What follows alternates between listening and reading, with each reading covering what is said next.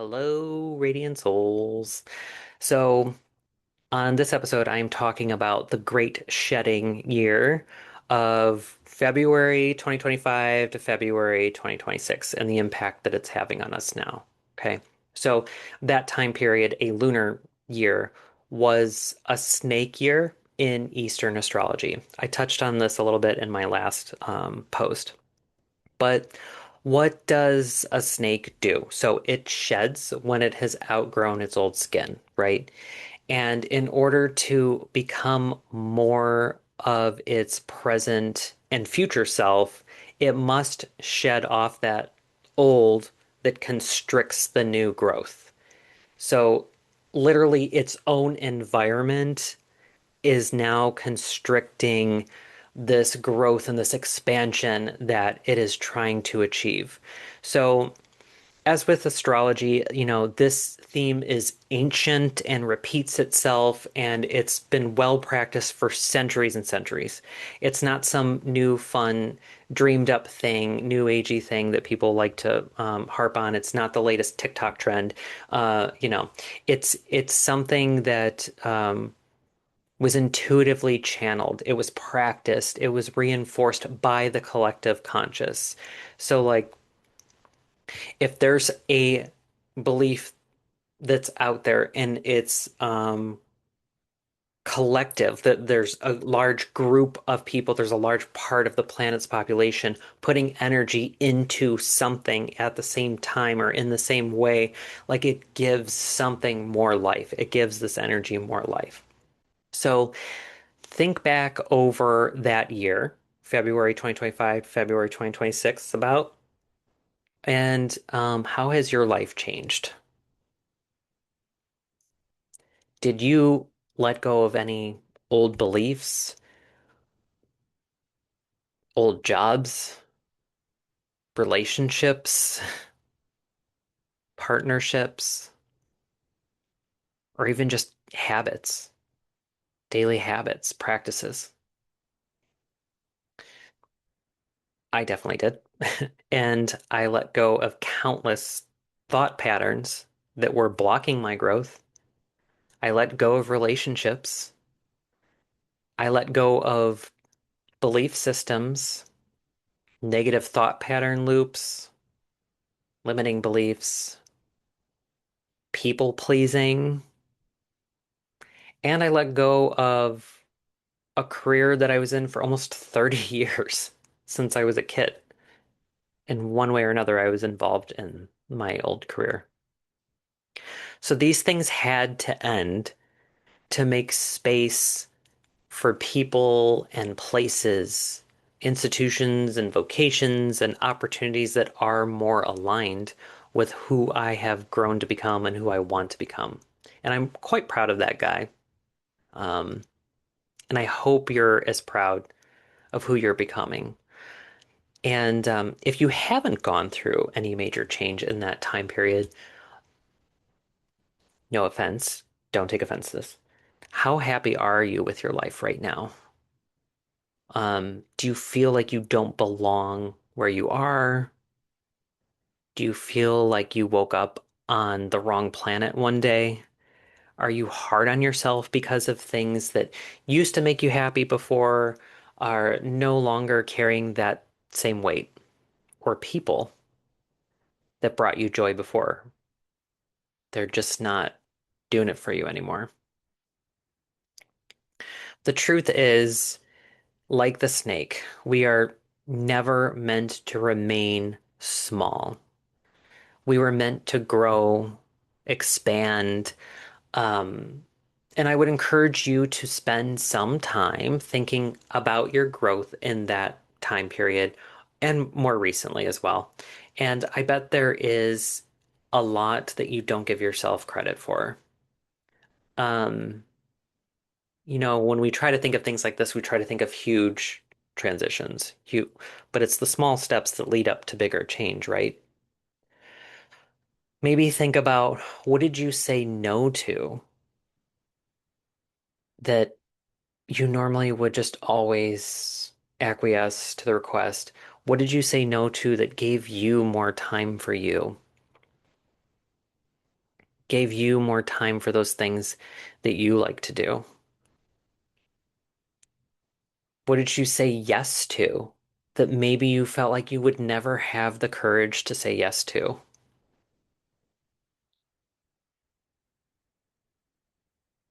There are different ways to shed. It looks different for each person. So my shedding isn't going to look like yours. This is what I was just meant to do in this time. So this one is especially potent because of so many other, astrological transits going on. Um, as I'm recording this specific episode, we are just entering a major like Aries stellium where everything's going to be in Aries. So, that's a lot of initiation, a lot of passion, a lot of energy being put in, a lot of things boiling to the surface, a lot of war, right? And when I said before, like, do you feel like you woke up on the wrong planet one day? I'm not talking about all the bullshit going on in the world. Like, that's not your individual responsibility. There are certain people who are responsible for that. We know who they are.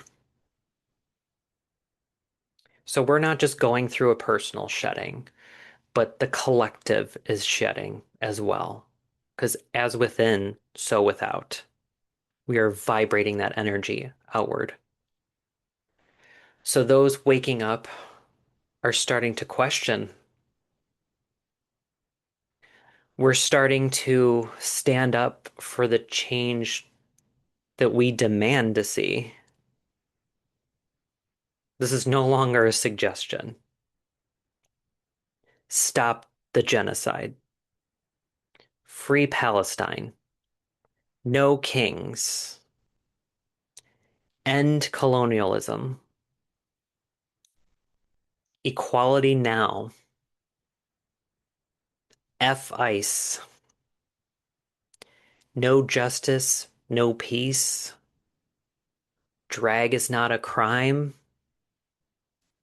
We are starting to see that we've been distracted, we've been manipulated by those who cling to power, by those who cling to wealth.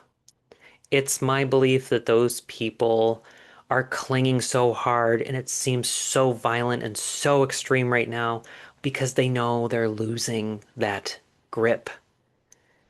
They know that they're gripping at nothing that matters. They're gripping at the air.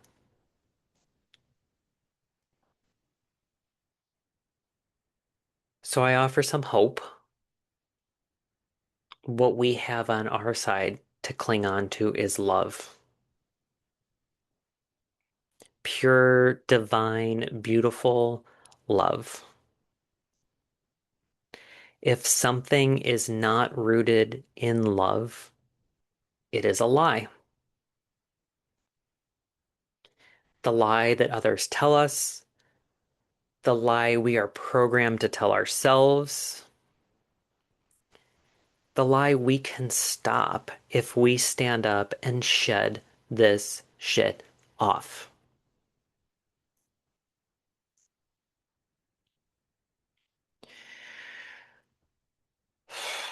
That lie can often come disguised as love. We're doing this to protect you.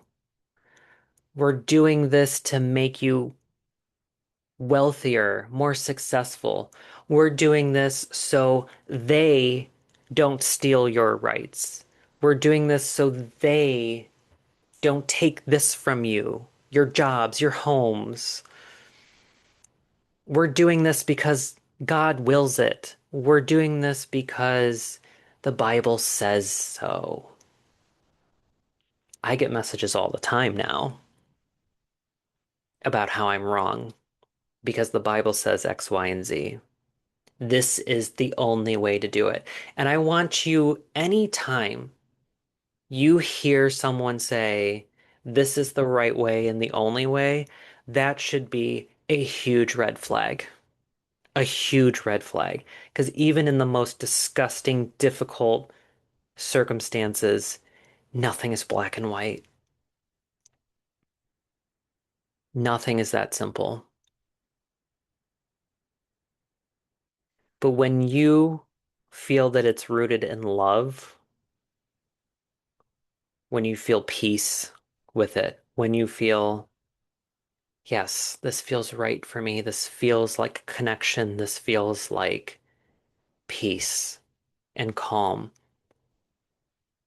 And it's not because I'm stopping someone, it's not because I'm punishing someone, it's not because I'm showing them how I'm showing off my love. It's not like that. Pure divine love is that Christ consciousness love, that it's okay. What you did hurt me, what you did was wrong, but you're not a bad person. So I'm going to forgive you. But now I have boundaries and you know them. It's not going after someone and telling them that the way they live their life is incorrect because X, Y, and Z. Whatever.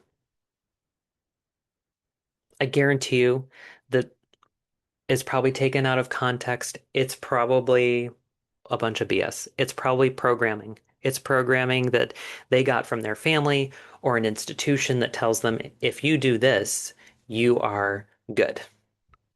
If you do this, you're saved. If you do this, you'll be protected. We've got your back. Is it true? Can you know 100% without a doubt that that's true? So now is our time, snakes. Shed it off, hop on, and hang on tight because we are entering the year of the fire horse. And we are so grateful that we are opening ourselves up to this energy. We are so grateful that we are willing to work on ourselves.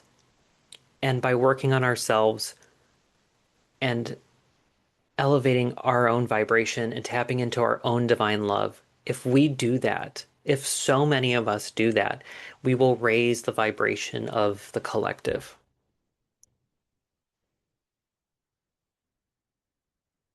Doesn't it feel right that if I'm at peace and other people are working on their own peace, not telling other people how to do it, but learning how to work on your own peace and your own love, if everyone did that in their own way, and also supported each other while they were doing it. Again, not telling them what they need to do because it worked for them, but just being supportive. How can I help you in this?